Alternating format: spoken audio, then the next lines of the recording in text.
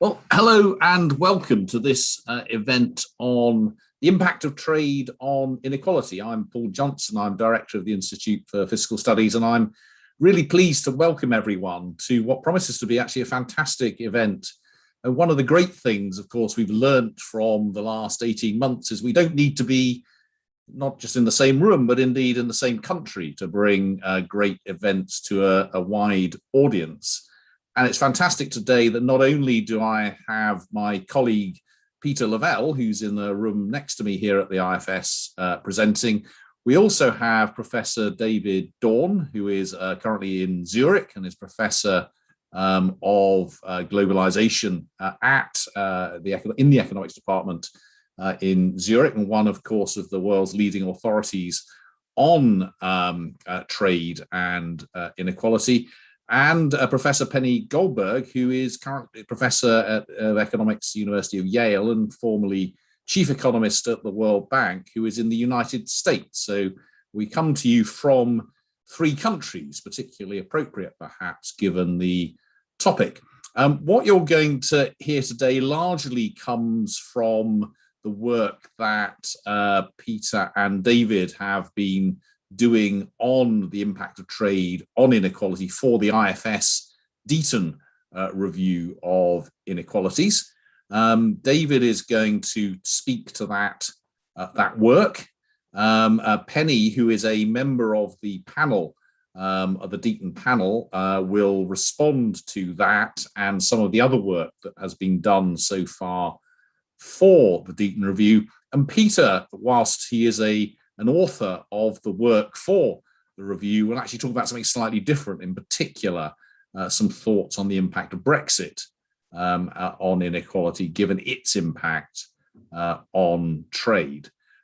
Just to locate this is all work which David and Peter have authored, which is an input into our final, what will eventually be our final conclusions on what to do about inequality. Their paper is published on the IFS website alongside, in fact, two or three other papers on trade and inequality. Each of the speakers will speak for up to 15 minutes or so. We'll then have plenty of time for questions. This session is slated to run for an hour and a half. And if you do have questions, please put them into the Slido app, which you should have a link to as part of your invitation to this event. I know we have several hundred people on the call, so don't feel shy either to put a question in or indeed to vote up those questions that are put in.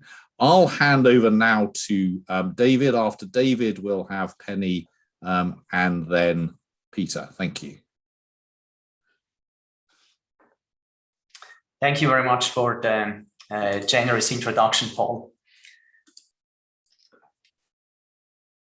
Trade and inequality in Europe and the United States is a topic that came to gain a lot of attention just in the last several years, when economies started to reevaluate a massive wave of globalization that we had seen, especially in the 1990s and the first decade of the 2000s.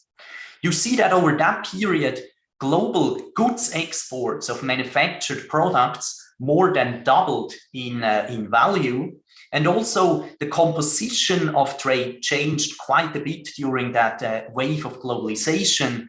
Suddenly, exports from low-income countries made up for a much bigger share of world trade.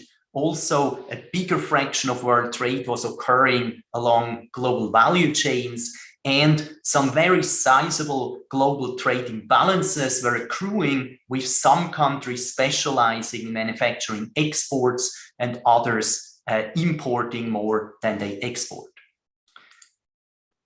One of the driving forces behind that globalization wave was the fact that as of the 1990s, whole block of countries that had previously used communist economic systems started capitalist market economy-oriented reforms and started to integrate into world trade, with China standing out as the largest of such of these countries, and the country that within a very, very short period of time went from being a very, very small exporter at the world stage to being the world's largest exporter of manufactured goods.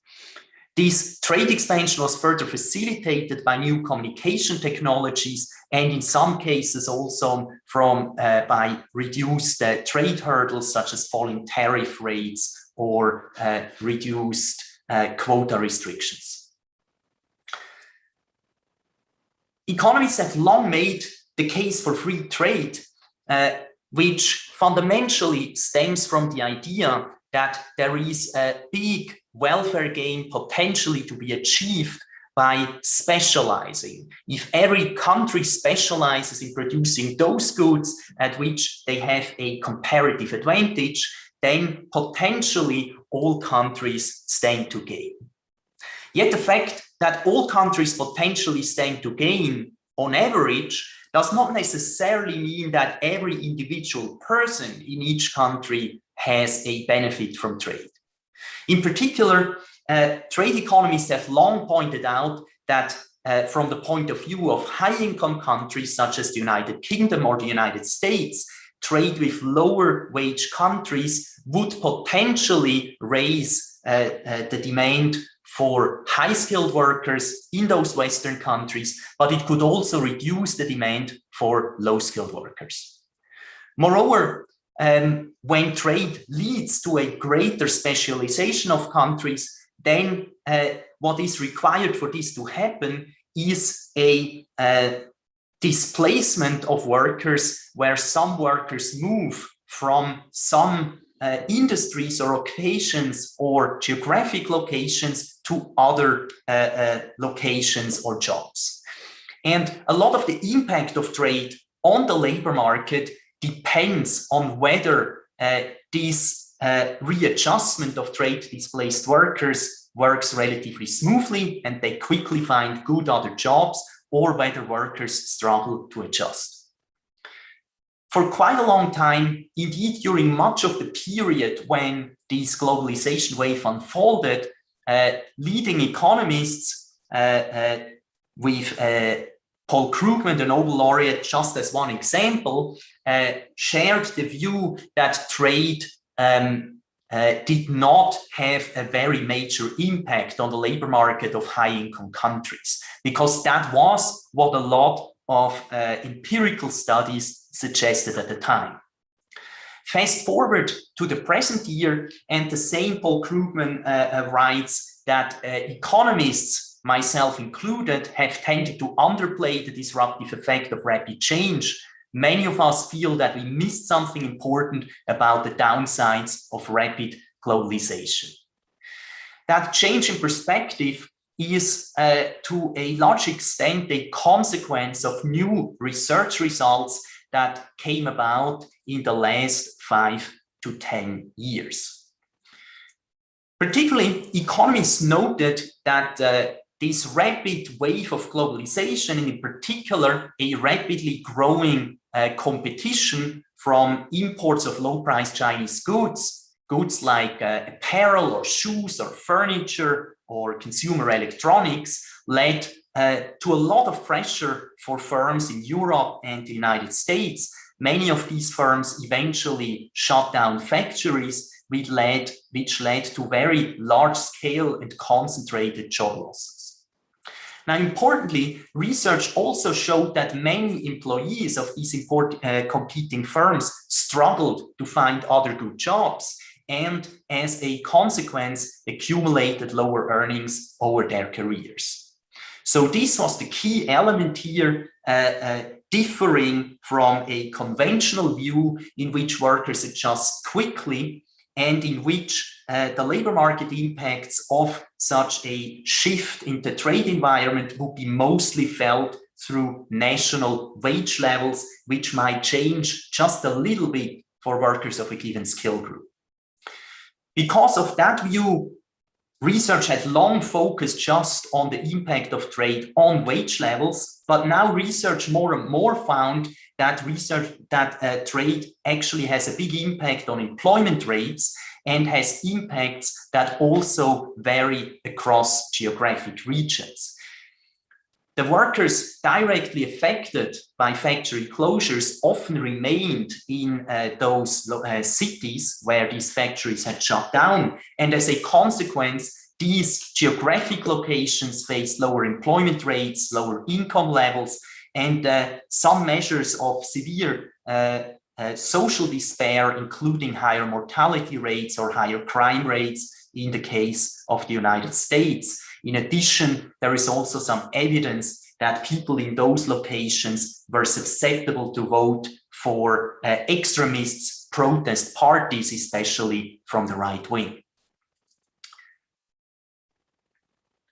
The pattern of growing import competition from China was a pattern that was very, very widely shared, not only in the United States, but across many Western European economies.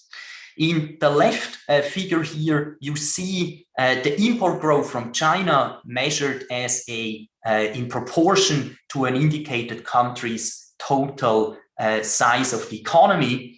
And you see that all of these countries imported very little from China in the 1980s and then had a big boom of Chinese imports in the 90s and 2000s.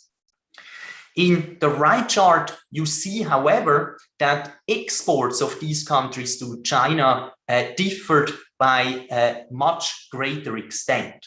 Some countries like the United Kingdom or the United States exported relatively little to China and thus were experiencing a very large growth of net imports from China. Other countries like the Germans or the Swiss were considerably more successful in reaching new markets for their products in China.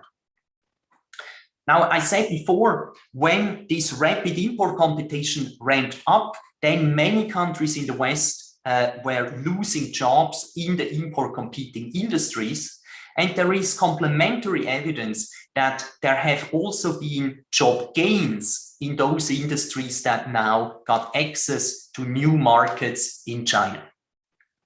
As a consequence, one new finding we present in this chapter is that those countries that had a relatively balanced trade with China during the 2000s, countries that are closer to zero here, had relatively little losses in their manufacturing employment.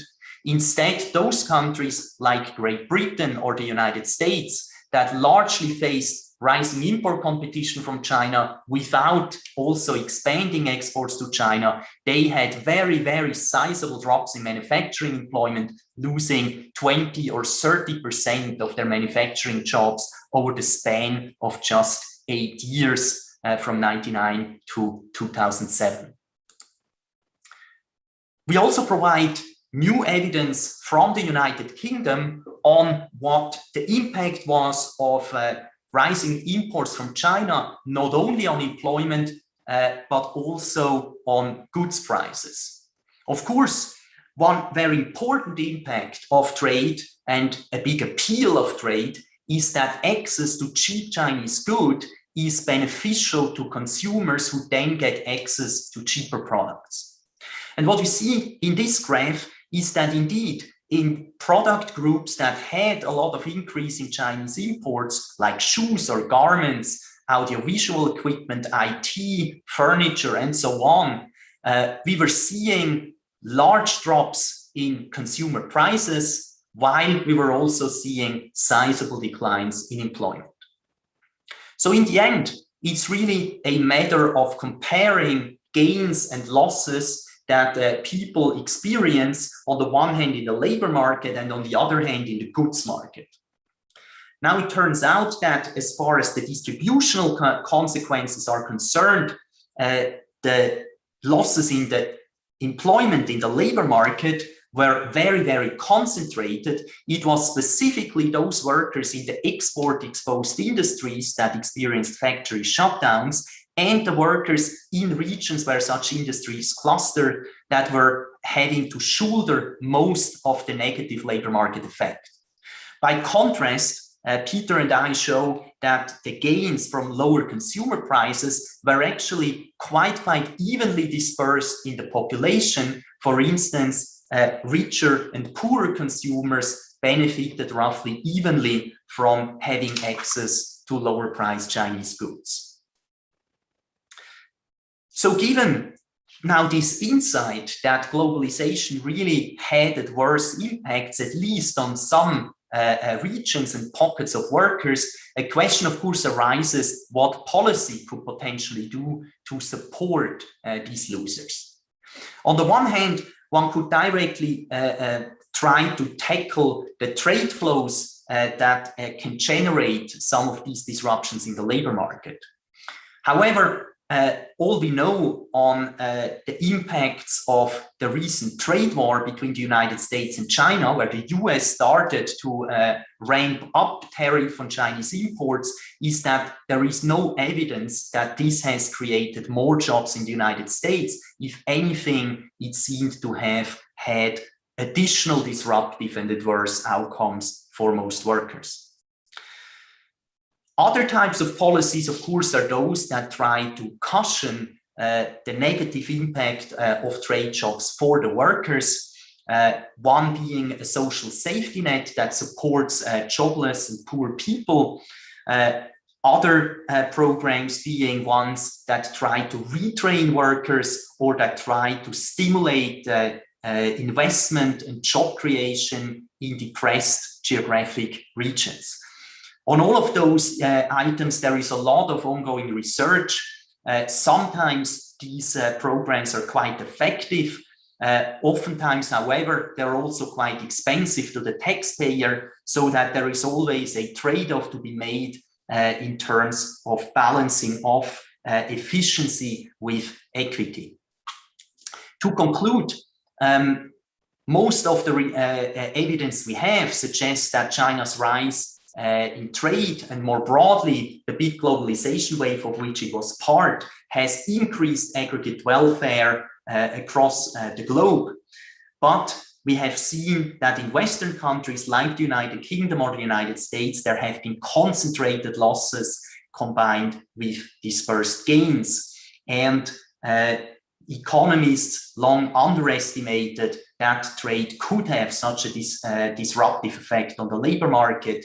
And as a consequence, these effects were long not tackled.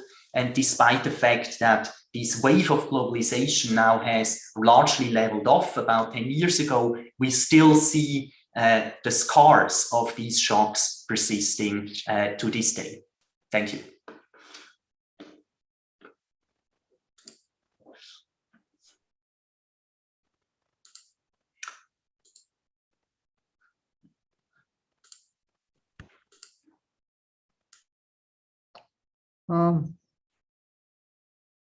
Hello, everyone.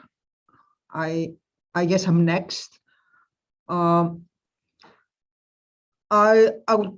would, as Paul said, I'm a member of the panel that, among other things, oversaw the chapter on trade inequality and the two commentaries. And first of all, David, thank you very much for a very comprehensive overview of what is in the chapter. I think I'll use my 15 minutes to make 3 points. One is about the effects of trade on prices. The second one is about labor standards and how this relates to the more general question on within country versus global inequality.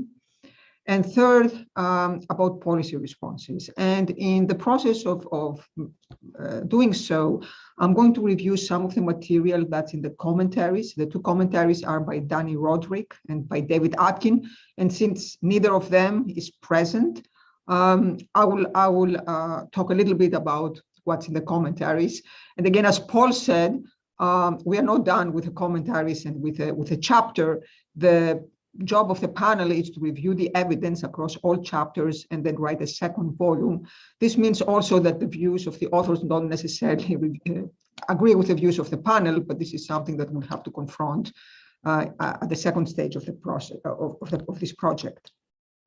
So let me start by reiterating a point that David made, and I think it's quite important. I would like to remind everyone that the title of the session and of the corresponding chapter in the Beaton Review is Trade and Inequality. So we focus on the unequal effects of trade, and saying that trade has effects on the distribution of income or wealth does not necessarily mean that we question the beneficial effects that trade may have on the economy as a whole.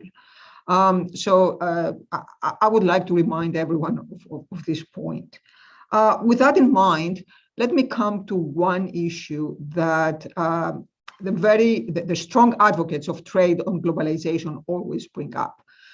So yes, trade may increase inequality. Actually, our theoretical models explicitly say that this is what happens in the case of a trade liberalization. However, trade also benefits consumers in the form of lower prices. So yes, China and trade with other low-income countries may have hurt workers in advanced economies, but what about the beneficial effects on prices for consumers?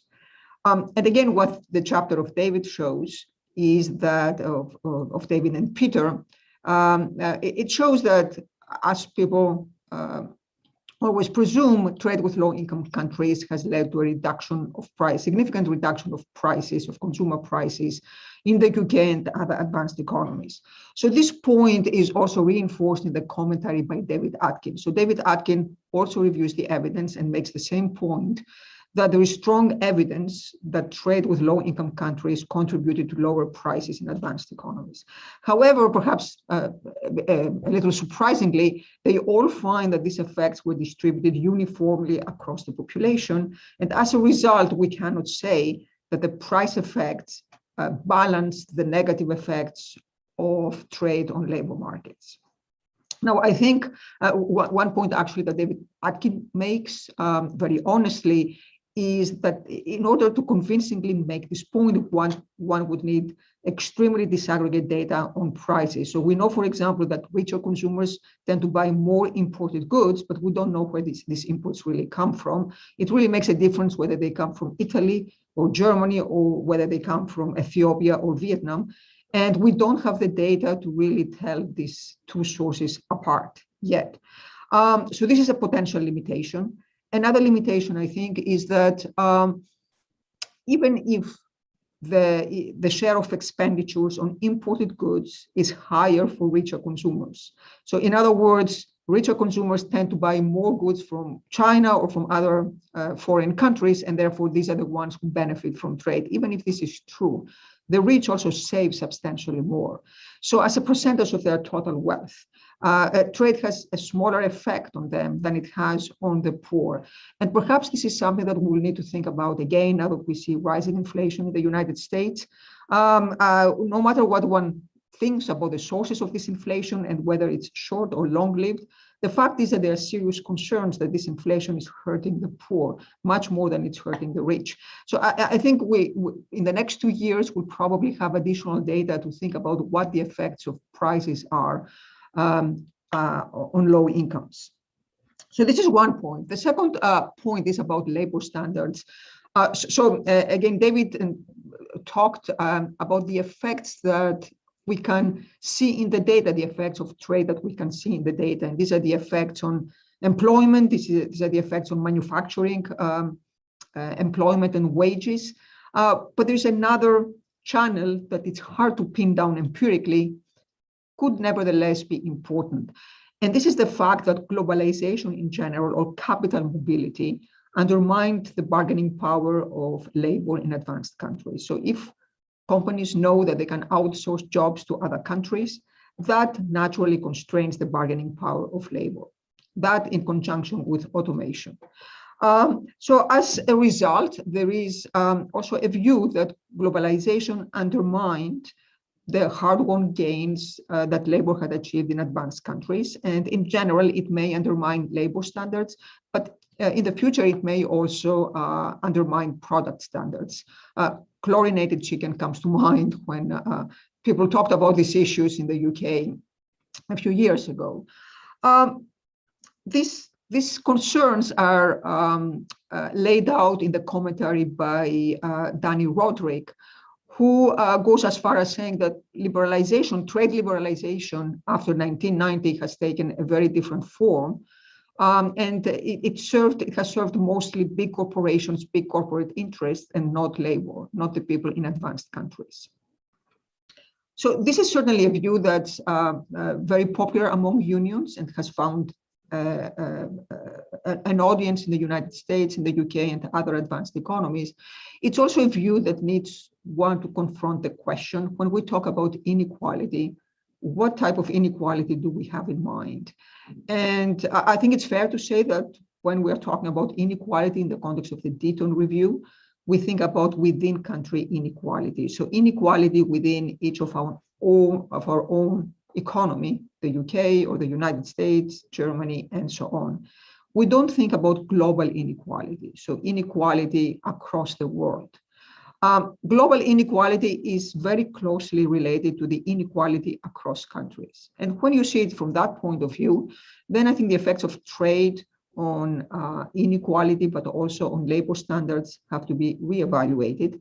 And that also presents a new dilemma. So when we talk about labor standards, for example, it may seem truly unfair to present a US worker or a British worker with competition from a low-income country where people are willing to work for nothing, where they're willing to work 7 days a week, very long hours, under horrible conditions sometimes, but they're willing to do so for a better life. And it seems unfair to present American workers or British workers with this competition and undermine the gains that they have achieved all this time. On the other hand, when you see it from the point of view of these poor countries, this is their way out of poverty.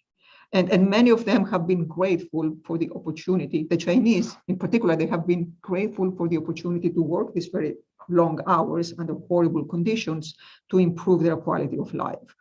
So that presents one with a dilemma. For a policymaker, it's not really a dilemma. A policymaker is elected to serve their own constituency. So for them, it's clear. But for us, it may be an issue that we need to confront. And also in the long run, to a certain extent, advanced economies have also to cope with the consequences of cutting poor countries off trade. In the long run, we may pay a price in the form of stronger immigration pressures, a highly indebted developing world, and other effects that we may not see in the short run.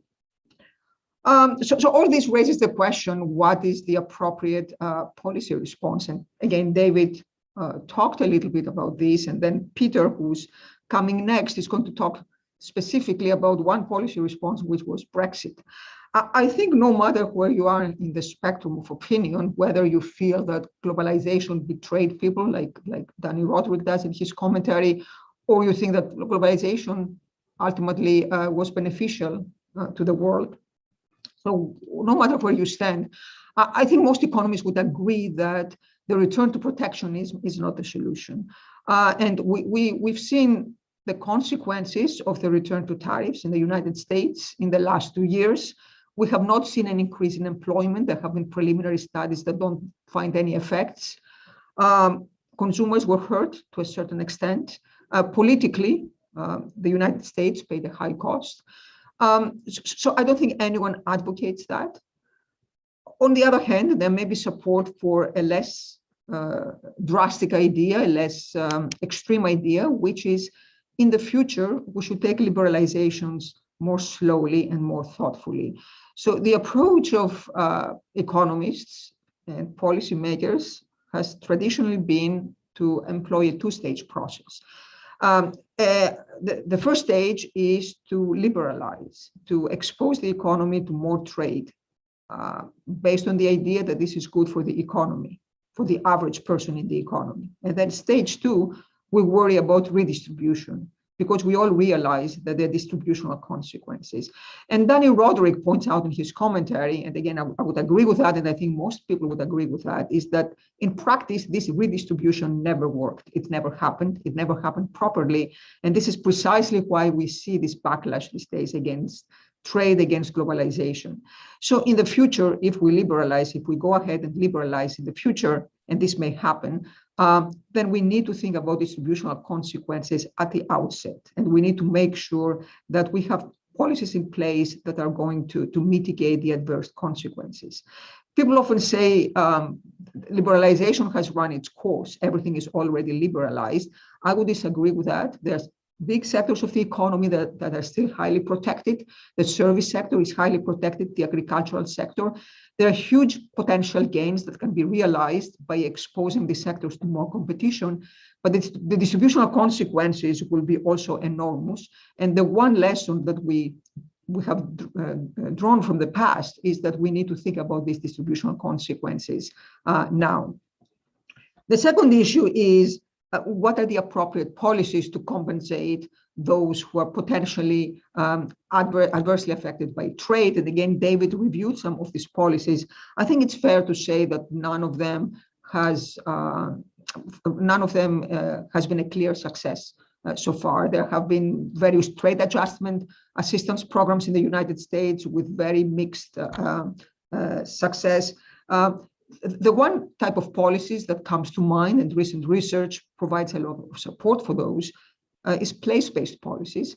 And this is a loaded word in Europe for a good reason, because many of these place-based policies were not successful and they contributed to further inefficiency. However, designing policies that work, that should be a priority. And in many cases, it doesn't really matter what we do, is how we do it. So I think that's another message of this chapter, that the evidence on all these policies has been very mixed, but this doesn't mean that we should not pursue it. And finally, another lesson from the evidence that David and Peter review in their chapter is that the countries that seem to have done well is the countries that have strong social protection systems in place. And these social protection systems are not necessarily linked directly to trade, but they're there to support people in the case of any negative income shock. The reason this is helpful is because in many cases, it takes a lot of time to identify the losers in a trade liberalization. Having a system in place that compensates people, that supports people, no matter what the source of the income shock is, can be quite important. So I will stop here and I will pass it over to Peter now to talk about Brexit, and then I will be happy to take questions later on. Peter?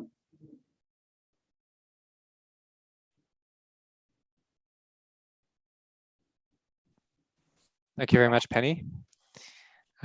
Yes, as Penny says, I will be talking about something a little bit different, but related to the work I've done with David as part of the chapter. So in particular, I'll be thinking about what we might anticipate the impacts of Brexit and the associated trade barriers with that might be on labour market inequalities in the UK. So one of the things we picked out or we learned from the work we've done in the chapter is that, well, the lessons we draw come from episodes where there were sudden and there were very large shifts in trade patterns, which led some workers to lose out. In the case of the China shock, it was a big increase in import competition. And it's already clear that Brexit does represent a significant shift in trade patterns.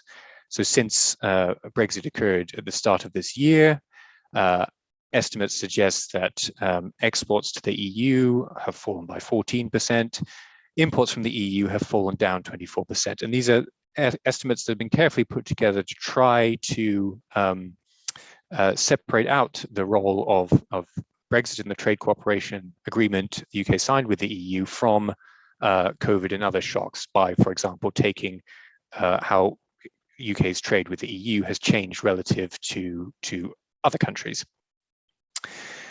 And in addition, there's a long run impact on GDP from these changes of around 4%, according to the Office for Budget Responsibility. But what the other thing our chapter shows is that we really need to look behind these aggregate impacts to understand going on. So in particular, the losses from shifts in these patterns can be highly concentrated. So we talked about how the impacts from Chinese import competition in rich countries were highly localized, and there were large effects for particular industries. And another lesson we can draw from the chapter is that it seems that particular workers adapt worse to a given shock than other workers, and they tend to be those workers who are lower paid or who have skills that are specific to the industry they're working in. So what I and co-authors have tried to do in two different papers is to look beyond these aggregate impacts of Brexit to understand what they mean for different workers, types of workers, and different areas within the UK. So it's pretty clear that impacts are going to differ across industries. A given industry might be affected in several ways. So the increase in trade barriers might mean there are fewer export opportunities. It's harder to sell your goods in the EU than it was before. It's also harder to import. So if you use inputs in your factory that used to come from the EU, they will now be harder to obtain. They'll be more expensive. But on the other hand, some industries might gain from the fact that these barriers means there's reduced import competition for your products. And industries can be affected directly. They might export themselves to the EU, or they might themselves purchase inputs from the EU, or indirect, because they may they operate in supply chains. It may be that their customers are selling to the EU, and there are knock-on effects of trade barriers through their customers to them, or they may purchase goods from another firm, which in turn purchases imports from the EU and be affected that way. So in a moment, I'll talk about what we think these trade barriers might mean for different industries. I should be very clear that these trade costs are difficult to predict. They don't come in the form of tariffs explicitly, which are easier to quantify, but in costs of form filling and delays and maybe regulatory differences that are different to put into monetary terms. But taking the estimates we have, which is taken from this work by the UK and Trading Europe, we can see very different effects on different industries. So what this graph shows you is trade costs per unit of value added, and they could be costs incurred when exporting or importing. And here we've got both the direct costs that you face as an exporter, as well as those costs that are incurred by the fact that you might supply to other industries that in turn export their goods to the EU, and they may in turn pass their costs on to you. And what you can clearly see is that these trade costs are more significant for these sort of manufacturing industries, chemicals, transport, metals, clothing. They'll tend to be less important for services industries, simply because these industries are less involved into international trade. But we want to go beyond the impact of these things on different industries to understand how different workers might be affected. And this is going to depend on a number of things. It's going to depend on how consumers and firms respond to these new trade barriers and price changes that result. It's going to depend on the exact costs of importing and exporting. And in terms of workers, if they get displaced by these new trade barriers, are there alternative jobs that they could easily move into? So what we do in our work is we model workers' exposure based on assumptions of what the new trade barriers are going to be and consumer and firm responses. I've already talked about some of the uncertainties involved in doing that. But we take the best estimates we think we can find from the literature. And in addition, I should say that when we do this, we're looking at the trade impacts of Brexit. We don't model the impacts on investment or competition in product markets or on innovation, which are difficult to know. It's also difficult to know how these might affect different workers. And just to be super clear about how this model works, what happens is if trade barriers change, that's going to affect prices and profits of different industries. It's going to cause some industries to shrink and others to expand. That's going to mean some are going to shed their workers, others are going to want to hire more workers, and that's going to cause the wages of workers in different occupations and different labor markets to rise and fall.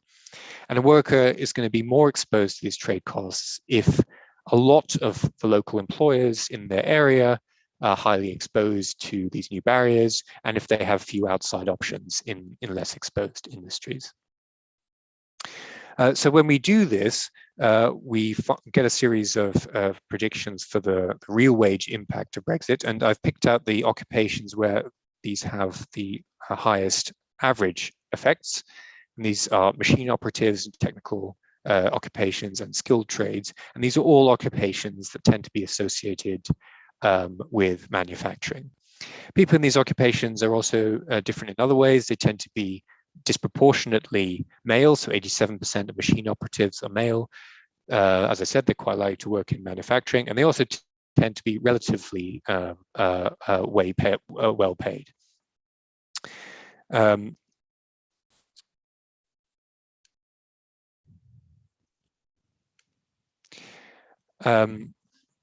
terms of the other effects, they tend to be smaller for other occupations, which tend to be the occupations associated with low-skilled service jobs. So when you translate these occupational impacts, which also differ across different areas, and look how they vary across the earnings distribution, you see that the impacts tend to be greater for workers higher up the earnings distribution, so they're expected to see larger wage loss, and that reflects the fact that the workers in these affected industries tend to be higher paid. The other thing reflecting the fact that the workers who tend to be affected are more likely to be male is that across the earnings distribution, it's men that tend to be more highly exposed to these new trade barriers than women. The other thing we've done is to try to understand whether we think these new barriers are likely to increase regional inequalities in the UK. To do that, we've taken an index of how left behind we think an area is by combining information on various things that the government has said they think is important, including employment rates, and so on, combine those into a single measure of deprivation, and then compare that to the average impacts we predict from Brexit in the model. And you can see there are some places that are hit badly, that are both deprived and hit badly by Brexit, and there are other areas that are hit badly by Brexit and aren't deprived, and vice versa. But there's very little correlation between these two things, so that there isn't, these impacts aren't particularly correlated with measures of deprivation. And a final point of interest is whether they're related to the impacts from the COVID-19 pandemic. So again, we've taken a series of measures of an area's how areas were impacted by COVID, so furlough rates and so on, and whether they had a high share of workers in shutdown industries. And again, there isn't much correlation there with Brexit exposure. So just to summarize quickly, Brexit affects a different set of industries to the China shock. So it tends to be affecting, car and chemical industries that weren't particularly exposed to import competition in the early 2000s. But some workers, at least in terms of their characteristics, appear similar. So they're male, they're less likely to be university educated, they tend to work in locally concentrated manufacturing industries. And that suggests that these previous historical episodes are something we should learn from. So to avoid the repeat of what we saw in the past, governments should monitor the impacts closely and consider some of the policy remedies we discuss in the chapter for other sudden shifts in trade barriers. So that's me done, and I believe it's now time for questions and answers. Yes, it is. So if David and Penny could come back on to turn the cameras back on, that would be Wonderful. Thank you all three for fantastic presentations, and almost uniquely in my experience, all three of you keeping to time on a Zoom event. So thank you particularly for that. There's a number of questions up in the in Slido. I will, on the whole, though not exclusively, look at those which float to the top because they've been voted for. So please, anyone else watching, please add your own questions or indeed vote for some that are there now that you've heard all three presentations. Some quite interesting general questions here, which I'll start with. So a question here from Kevin Langford. Should we look at the last 30 years as a uniquely intense period of globalization that will soon abate, or is it a more permanent state of affairs? Perhaps, David, you'd like to have a shot at that one first. I mean, is what we've seen recently uniquely intense? Are we going to see an easing off? So what we see over the course of the last 40 years is that in the 1980s, the amount of world trade in goods relative to the total size of the world economy was relatively constant. And then there was a massive expansion, a doubling roughly of goods trade in the 1990s and 2000s. And in the last decade, this has leveled off again. So the last 10 years no longer have seen this very, very rapid expansion. But that does not mean that we have like, reversed globalization. It just means that we have leveled off on a fairly, fairly high level of international trade. The one thing we can say, I think, is that certainly as far as a globalization wave comes from integrating countries into the world trade system, it's hard to think of a other set of very, very large countries that are not really part of the global trading system yet that we could still integrate. So I don't think that that could be the source of a big trade wave in the future. But if anything, I guess that there would need to be some, very major change in transportation possibility or some other technological shift, or of course, potentially some change in trade policy that could still, increase the extent of trade much further. Penny, do you want to add to that? I mean, there's another question here which is rather similar, which is, have we reached peak globalization? So first, I fully agree with what David said.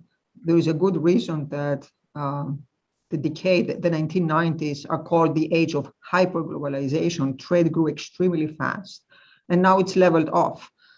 However, I do think, and I cannot make predictions about the future, but I do think that another wave of globalization is in principle possible, not anytime soon, but there is scope for further liberalization. So geographically, I would say the one area in the world that has not been touched by liberalization is the continent of Africa. And there is enormous potential there. So actually one of the biggest resentments that people have in Africa is they have not been part of global value chains. So there is Africa. And then in terms of sectors, as I said earlier, the service sector and the agricultural sector are still heavily protected. And with new technologies, with digitization, the potential for trade in services is enormous. There are political constraints, and for good reasons, people are opposed to that. They're opposed to that out of concern for the kind of distributional consequences that we saw with merchandise trade, but also because there are important issues about regulatory harmonization and convergence that are not simply issues of protection. There are issues about different values in different countries. So I don't think we are ready for it yet. I don't think it's going to happen anytime soon, but it's possible. In principle, it's possible sometime in the future. Thank you. Peter, I'm going to come to you for the next one. It's really reflecting on what you were saying. Can you say any more broadly what the evidence tells us about the expected impacts of Brexit inequality? I mean, you covered that to a large degree in your presentation, but do you have anything to add to that? Well, so we've considered how it might affect earnings inequality, and again, inequalities across space, and it tends to be, as I said, the higher paid workers who have a little bit higher exposure to new trade barriers, because those at the lower end of the earnings distribution tend to be working in non-traded industries, and so they're less directly affected. They maybe still be impacted indirectly, but they're less directly exposed to these new trade barriers. And in terms of the spatial impacts, we didn't find any particularly good reason to think that they're going to be correlated with existing measures of deprivation. I don't know if I have any more to say about that. Is this something you've thought about at all, David or Penny, the impact of Brexit on inequality?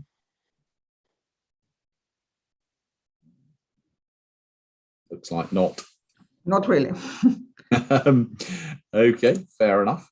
There's I mean, David, you were David and Peter, you in your chapter talked a lot about the impact of the China shock, effectively, but the decline in quite a lot of the sort of areas and jobs and industries that you were talking about certainly started occurring before then. I mean, do we have a sense of whether the kind of China shock brought forward a secular decline that would have happened anyway, or is this something that was genuinely additional to what was happening? I mean, certainly those of us who remember the period before the late 90s and 2000s in the UK, certainly we saw in the 1980s a very big shakeout of some industries and jobs. Was this different?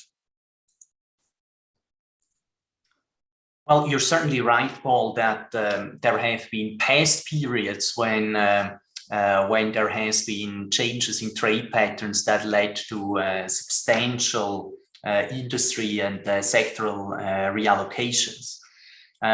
What really is striking about that period, especially the first decade of the 2000s, from around 1999 or 2000 through 2007, is just the immense magnitude of change, especially in the United Kingdom and in the United States.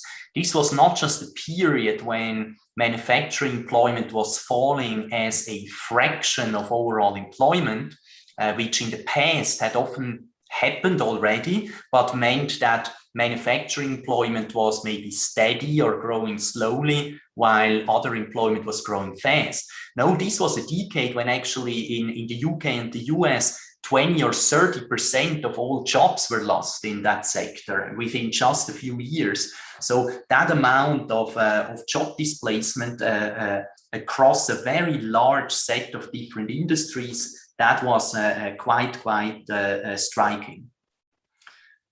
If one would make a parallel, then in other work, I've shown that when you look in the United States at regions that were specialized in coal mining and that lost a lot of jobs when the coal sector collapsed in the 1980s and the 1990s, then you see some of these very long-lasting depressions of local labor markets as well there. But the big difference is that here we are talking about a very sizable chunk of the manufacturing sector facing a severe downsizing, as opposed to something like the decline of the coal industry, which was a lot more concentrated and more modest in magnitude. Peter or Penny, did you want to add to that? I certainly agree that many jobs were lost within a very short period of time. But there has always been disagreement about the sources for this decline. And many would argue that this was all because of technology, not because of trade. Now, I think this whole debate, whether it was trade or technology, has been a little counterproductive, because in my opinion, it was the interaction of the two. Right? It was not just trade or just technology. Trade might not have had the effects it had if it had not been combined with very rapid technological change. And certainly something that's been unique about the last 2 decades is how rapid change happened. But I would add one thing to what David said, that trade with low-income countries, not with China, with other low-income countries, started much earlier. And so when there was the debate about the increase in the skill premium, the difference between the wages of the educated and less educated workers, again, the first aspect was trade. And there was a lot of work on this topic, but we couldn't find any effects. That's when Paul Krugman made the statements. And just to be clear what I mean by no effects, we were all finding statistically significant effects. It's just that the magnitudes were very small. And now David would say this is all because China had not entered the world stage. I think there is an additional reason for that. And this is we're looking at the wrong place. So we're looking at a very specific dimension of inequality, namely the difference between skilled and unskilled workers.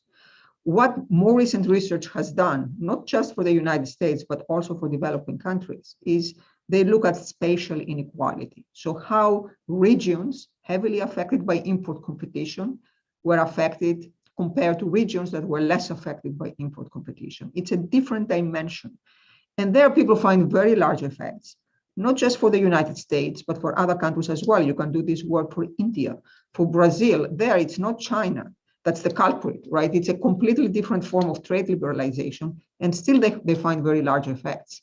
And I think the lesson from all this is it makes a lot of sense to look at the geography of competition, because when you look at the geographical units, then you capture much more than the effects on wages or employment. You capture the effects on the entire economy or society, the general equilibrium effects. And so David again mentioned some of those effects on crime rates, effects on government expenditures. So you capture the full picture, and these effects have been estimated to be very large. So I'm not sure that I would attribute the big change that we saw just to China. I think it has been also a shift, a well-justified shift away from this particular dimension of inequality to spatial inequality, and that has been equally important.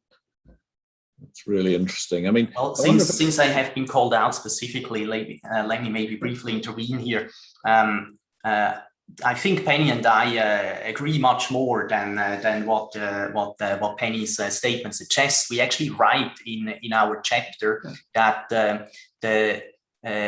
while I do think that the emergence of China was important as an element in that big globalization wave, the re-evaluation that economists had of those labor market impacts of trade was not about looking at newer data that now suddenly had the China effect in it, which was not there before. The re-evaluation, as Penny pointed out, and as we write in the chapter, comes from looking at different outcomes. And really the key element in that is this reallocation of workers. Typically, economists assumed that especially in countries like the United Kingdom or like the United States, where labor market regulation is relatively flexible in international comparison, there was the assumption that workers who lose a job in some industry and location just quite quickly move elsewhere where job openings are. And then we realized by actually looking more closely at that in the data that this reallocation process just was not going on as smoothly as people had thought. And because there isn't that much adjustment, we see really that these effects on the labor markets do not disperse widely in the whole national labor market, but remain, as Penny has said, very concentrated on specific locations and specific types of workers. Actually, just, David, we don't disagree on that. What I'm saying is people have documented these effects for India or Brazil. And there, to many people, these were intuitive, because if you tell people that in India, these regions are, you should consider each of them a separate market because people don't move across them. They buy the argument, and there is a lot of evidence supporting that. But I remember when I first saw your papers, with David Otter, and the unit of observation is the commuting zone.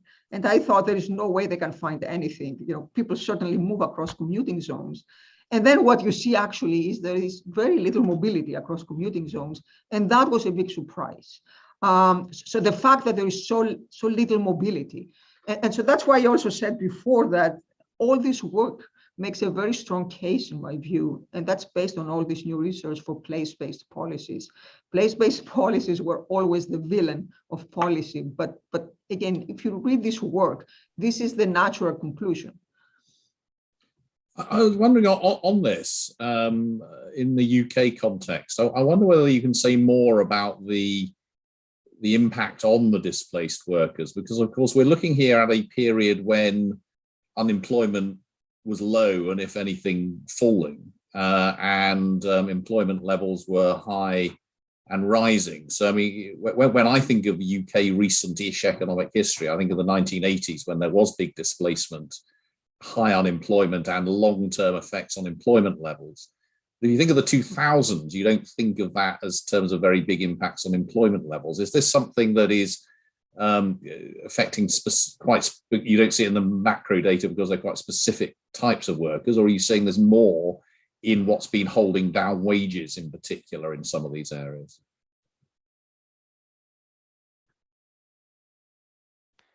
Is that question directed at me? Well, you or David, I think, as people have written that chapter. I see. Yes. So, well, we report in the chapter. There's certainly evidence that in the UK, the China shock displaced a lot of workers. So it displaced workers of similar magnitude to what was seen in the United States, more so than say Norway and Germany. So there was a lot of people who were having to shift industries.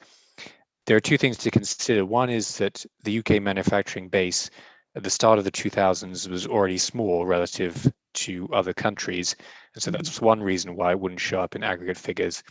And also, it's not so much necessarily that people move into unemployment. The UK has quite a flexible labor market.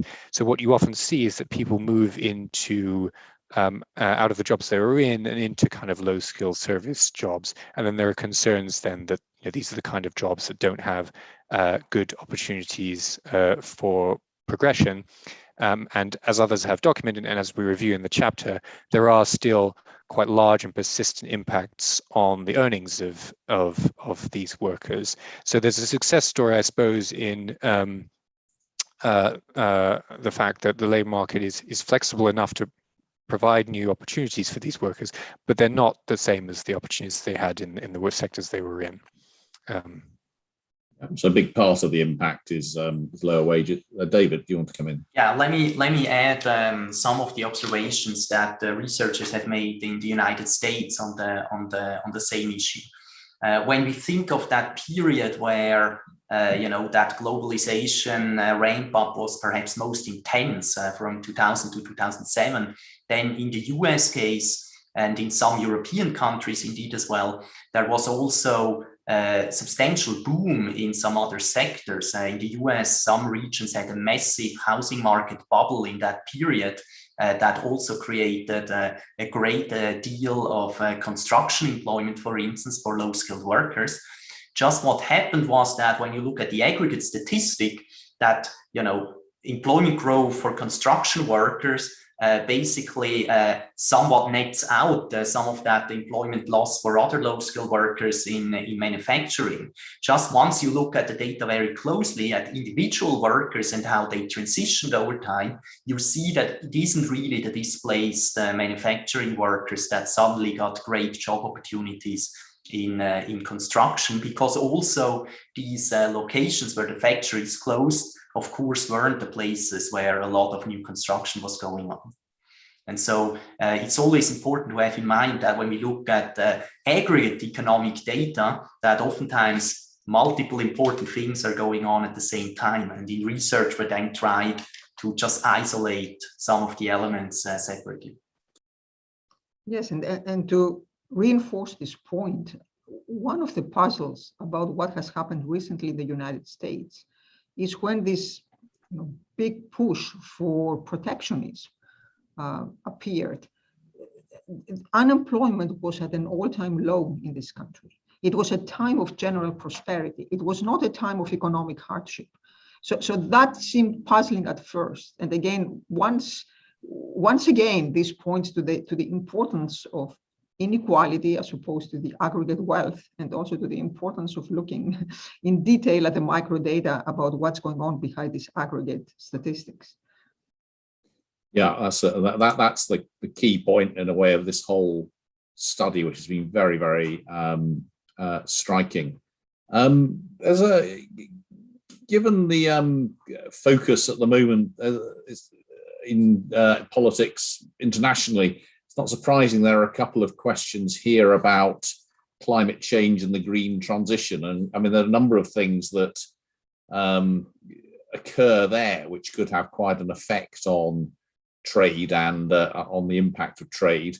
For example, are we going to be able to, or should we, within the current international framework, introduce carbon border adjustments? And more broadly, I suppose, might the transition, if we get there, to net zero internationally have big effects on trade and therefore on inequality? I mean, those are quite big questions, I appreciate. I don't know whether any one of you would like to have a shot, at least sharing your thoughts on how green transition might impact on world trade, and indeed on what sorts of policies developed countries such as the UK ought to be putting in place in that context. David, I saw you nodding at least. I can. Oh, Penny, excellent. I will let David go first. Well, I think Penny will be able to probably flesh out more the part on trade in your question. What I would like to add here is that one element that I find noteworthy in that recent climate debate is that people, I think with good reason, talk about the notion that we should shut down coal pretty fast. But oftentimes, at least my perception is that there isn't much talk about what should happen to the coal workers or what should happen to those places with the coal mines. And it's certainly the case that if the green energy transition would take a form where we go in quite fast and by government decree just decide to shut down industries within a very short number of years, then we could certainly see some considerable problems again that have some of the same features that we saw with these trade shocks, namely that in some locations it will be very hard for workers to reorient themselves, especially because it's not evident that we can put up solar cells and maybe wind rotors or something in those same locations where people were mining coal. Penny. So I would add to what David said. Imagine what would happen now if you effectively don't shut down just sectors but countries. So certainly border adjustment taxes are going to change relative prices. The devil is going to be in the details of how these taxes are implemented. But suppose you really tax industries that heavily pollute, or imports from countries that use very different technologies than the advanced countries. This can completely change the international trade patterns, and it could potentially deal a very heavy blow to certain developing countries and create huge social problems there. So I think, I'm very much in favor of a green agenda, but on the other hand, we do need to think about the distributional impacts of these green agendas. Even within our own countries, we know that the carbon tax is regressive, right? So we cannot just talk about a carbon tax without thinking about the distributional implications. And internationally, this is even more so. I would also add that, in my view, the issue with the main issue with climate change is how the United States and China deal with it. These are the major polluters. people often portray that as a multilateral issue, as a trade issue that should require the same approach as trade agreements. And I would disagree with that. I think at some point it will become a multilateral issue. But at this point in time, it's just an issue that concerns mostly the United States and China. And if these two countries don't take the initiative to change emissions within their own borders, and anything else you do affecting trade flows is going to be A, second order, and B, having huge distributional impacts. And I'm not sure these distributional impacts are worth it if all we are going to achieve is shutting down, palm oil in Indonesia or some other heavily polluted industry when we have all the big industries in the United States operating like before. Is that, in your view, a different issue for? You're surely right about the US and China, which are such big polluters. In the UK context, of course, we are, because of our size, a much smaller polluter. And whilst we have, I think, reasonably effective policies towards reducing our domestically produced emissions, I think a lot of us are worried that that will not have anywhere near such a big impact on the emissions that we create through our consumption, where those multilateral or trade-based changes feel more necessary if we're really going to make the impact that we need. So two things of that. So first, I didn't mention the UK or Europe, just because I think these are countries that are already taking measures to address climate change. I talked about the United States and China because these are the biggest players, and so far there's been very little action. However, so there has been research on the United States, not the UK, asking the question, why did emissions go down over the last decades in the United States? Is it because of domestic regulation? Is it because of productivity changes? So you use fewer inputs, and if you use fewer inputs, you pollute less? Or is it because people simply outsource polluting activity to other countries? So you import pollution-intensive products, you don't produce them domestically. And the evidence says overwhelmingly that the main reason for the emissions reduction is domestic regulation. So domestic regulation in the United States is really what did the job. It's not trade. It's not the exporting of pollution, as people think. And what I take away from this research, there have been multiple papers on this, is that the priority for countries should be their domestic rules. So if they get those right, then you can worry about imports. But starting to think about how you are going to tax India or Indonesia or low-income countries that don't have the means, the ideal would be for these countries to adjust their technologies. But in many cases, they don't have the means to do that. So before we go there, it will be more important for advanced countries to fix things within their own borders. Do you have any anything on this, Peter? I know there's something you've been thinking about a bit. Yes, so I think the UK experience, so a bit like Penny said, there was a brief worry around 2010 that the UK's territorial emissions were falling, but its total consumption emissions, which include imported carbon through imports, were not. However, since then, consumption emissions have fallen, and they've fallen at about a similar rate to production emissions. So just on that basis, it doesn't look like there are problems of carbon leakage, and that's despite the fact that the UK has been following has been doing quite a lot to make polluting carbon dioxide much more expensive. But then it does sort of come back to this this political hot button issue that countries are going to be starting to make energy more expensive. That's going to affect workers in energy intensive industries. They tend to be the kind of plant, process, machine operatives occupations that we've talked about throughout these things. And you're going to be asking workers in these industries to potentially lose their jobs, partly because other countries aren't taking the same mitigation steps that the UK or the EU is taking. And I think that's why the EU's brought forward some of these proposals on carbon border adjustments, and certainly why the UK is considering them, and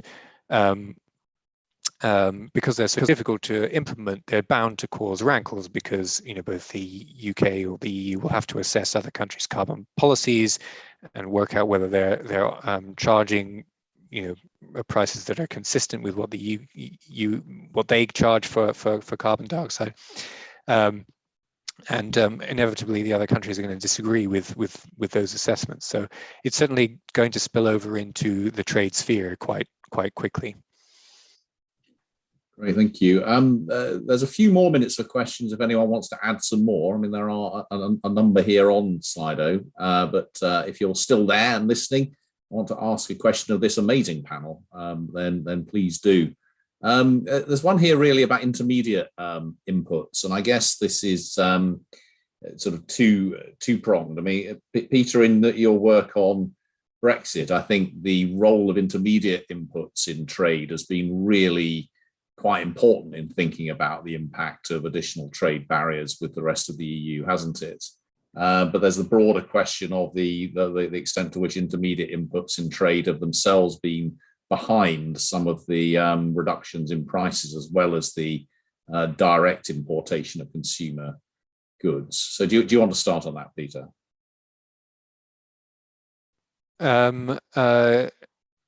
Yes. So the evidence, yes. So as you rightly say, the role of supply chains in understanding Brexit's consequences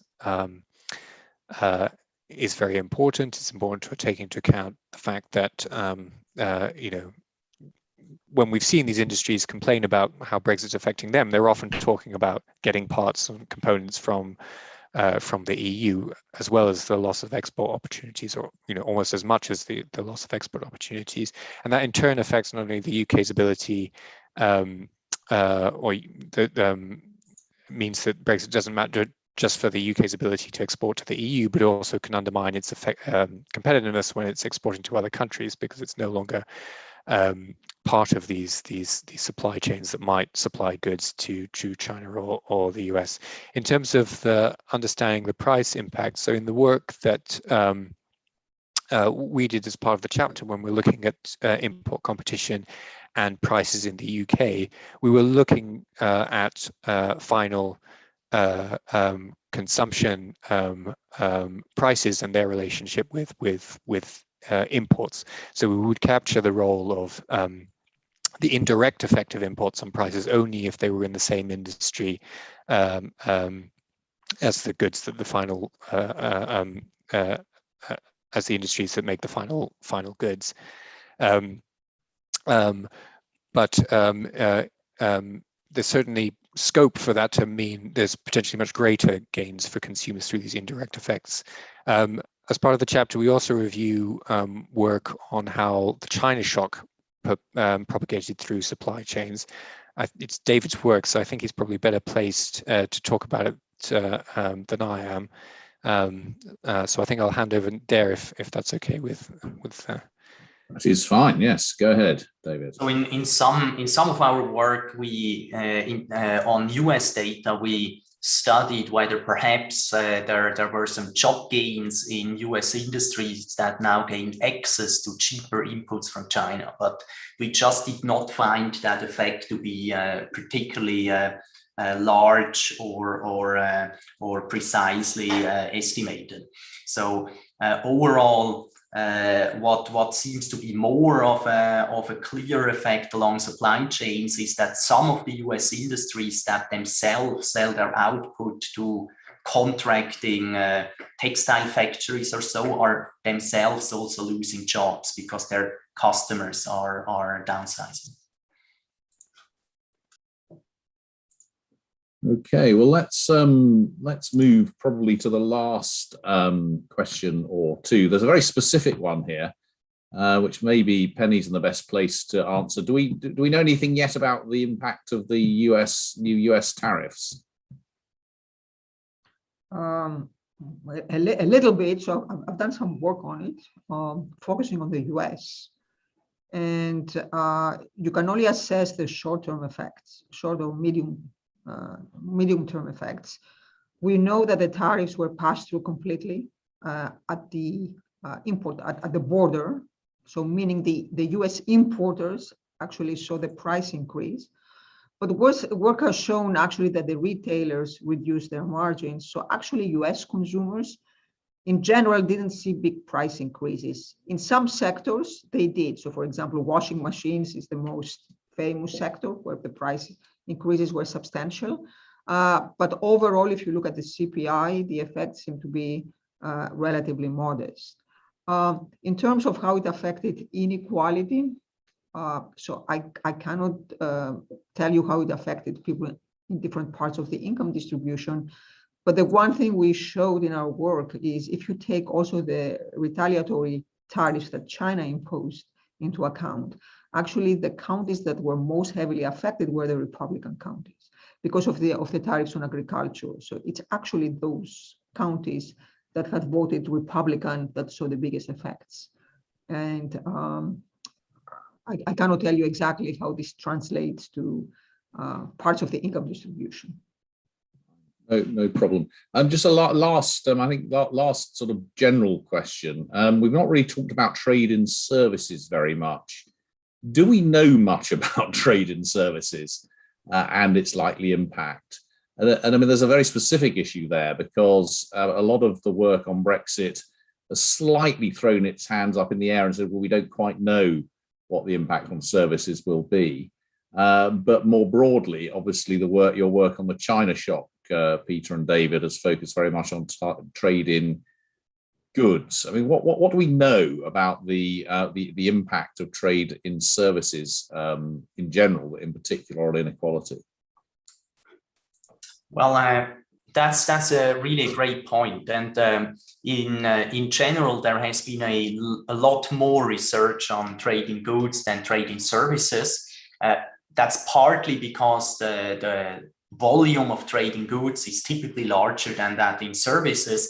But I think most importantly, the reason is just very simply that we have extremely detailed data on all the physical goods that cross national borders, while we have only very, very coarse data usually on services that cross borders simply because they're not a physical product that one could easily observe.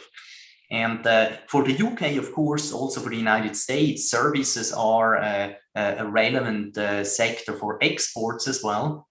And I think there has been some studies as well in England that show effects on services trade following Brexit as well. Peter, did you want to add anything about Brexit there?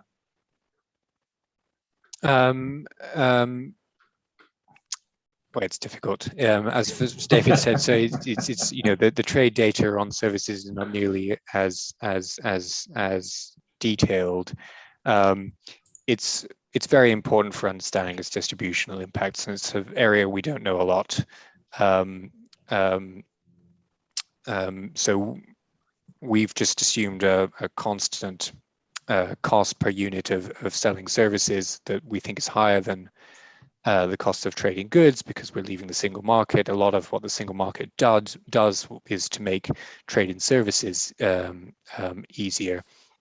But it's really important for understanding the distributional impacts, particularly for the UK, because the finance sector is so important. It's an export-oriented service industry. Most services on traded finance is highly traded as a business services, for example, and they tend to employ workers obviously at the very high end of the income distribution.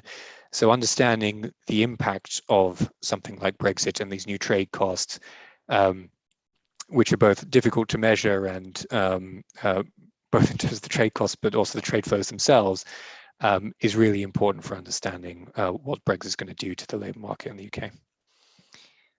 Any last thoughts from you, Penny? So I think there has been very little academic work on trade and services, but trade and services is the #1 issue in the agendas of policy institutions, because that's where they see the future of trade. And you know, as David and Peter said, one of the biggest issues is we don't measure service and trade, trade and services. So it's not just that we haven't collected the data. Conceptually, we don't really know how to measure trade and services. We don't know how to tell apart the price from the quantity component. And also services are a very heterogeneous category. So you have tourism, which we can actually measure quite well. And then you have business services or digital services that are much harder to measure. I would add that it's also a sector that's still heavily protected because services are usually linked to a license, to the license of the professional. And even, the European Union, that's perhaps the most integrated market in the world, even within the European Union, in many cases, there is no trade in services. An architect, a Swedish architect, cannot provide her services in Germany because they don't have the license to do so. So it's a sector that's still heavily protected. And some would say this is protectionism because you can only imagine what the distributional consequences would be, right? That it would not be just workers in manufacturing that would be affected, it would be all professionals. On the other hand, I think there are also serious concerns about quality and about regulatory frameworks. So you may not worry too much about architecture in Sweden versus Germany, but there are other cases where there are the views of what the appropriate qualifications should be can vary dramatically across countries. And so that's why I said earlier, I think we are very far from seeing from seeing the lifting of all these restrictions to trade and services. But you never know. I mean, it may happen one day. We see it in Asia to a certain extent. They try to harmonize regulatory requirements across countries in the ASEAN, for example, to boost trade and services. So it's not clear what will happen in the future. Great. Well, look, we should draw this to a close. I don't know whether we're having David speaking from Switzerland and you speaking from the US, Penny, counts as trade and services, but I think we've certainly benefited from your wisdom from afar. Three fantastic presentations. I hope everyone agrees, and all grist to our mill as we think about the whole broad set of economic factors and other factors which impact inequality. As I say, the chapters that have been talked about and the commentaries and indeed the work on Brexit are all on the IFS website. I think the presentations that David and Peter just gave will appear there quite soon. Thank you all for listening, and watch this space for more work from the Deep Review on inequalities over the next several months as we explore everything from early childhood to firms, labour markets, tax, and much, much more. Thank you, Penny. Thank you, David. Thank you, Peter.